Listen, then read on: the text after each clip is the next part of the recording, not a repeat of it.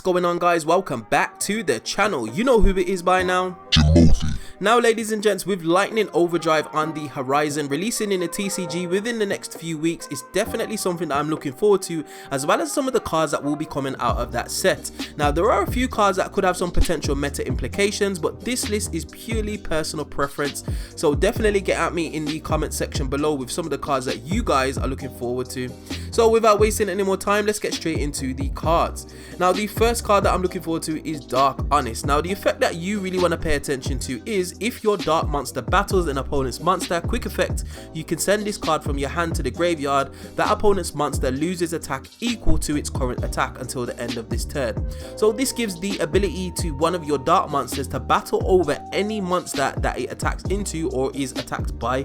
Now, this is an interesting card, mainly because the dark attribute is probably one of the most prevalent attributes in the game, so there are a lot of targets for Dark Honest, as well as being able to get around some of those cards that can't be targeted or destroyed by card effects, for example. So definitely a card that you should be aware of, and not having Call by the Grave on hand can prove to be a little bit of an issue, because this can actually activate in the damage step, which is something that not a lot of cards can do because it actually modifies attack. So Dark Honest, definitely a card I am looking forward to. The next card I'm looking forward to is Dark Infant at Ignister, a link 1 for the Ignister archetype, which actually searches the field spell on its link summon, which is just super duper crazy. Whenever you give a link 1 to a deck, you're just boosting its consistency by just 100% basically. Look what happened to Prank Kids and Meow Meow Moo. And it also has another effect which works well with the deck, being able to move it to one of your main monster zones, as well as change its attributes, focusing on going into your Arrival Cyberse at Ignister, which is just a huge big beat stick that is unaffected by everything. So definitely a card I'm looking forward to. Should potentially push Ignister again up to that rogue category status, and it gives a little bit of buff to the Cyberse decks that can actually incorporate Ignisters into their build. So yes, a card I am looking forward to. Now, I am definitely biased when it comes to this next card, Ravenwing, the Plunder Patrol Pilot. Definitely a card I've spoke about on the channel previously, and it's something that I'm so looking forward to, especially with Plunder Patrols being one of my top 5 favorite decks. Now, the most notable effect, and the one that I'm looking forward to, is being able to target one Plunder Patrol monster in your graveyard except Ravenwing, and then special summon it by adding that card back to your hand, which is just absolutely crazy. Being able to recur some of your resources is so needed in this deck, especially as you used a lot of your monsters to go into some of your extra deck monsters, and if they have not been correctly summoned, you've got extra deck monsters that are just sitting in your graveyard not doing anything for you. So being able to recur some of those cards is just absolutely vital. Definitely a card that's going to push Plunder Patrols up there in terms of rogue category status. So yes, a card I'm looking forward to, ladies and gents.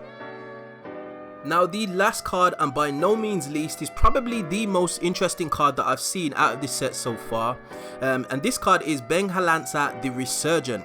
Now, this card has crazy effects. So basically, during the main phase, quick effect, you can target one effect monster your opponent controls, you take damage equal to that monster's attack, and if you do, return that card or that monster to the hand, which is super interesting. Also, if this card's in the graveyard, you can banish 2 or more link monsters from your graveyard whose combined link rating equals 4, and then special summon this card from the graveyard but banish it when it leaves the field. So basically, it is a plant monster with the quick effect bounce, which is able to recur itself from the graveyard, which is absolutely crazy. Now, the first thing I thought of when I seen this card was actually Sunvines and Sunvalons.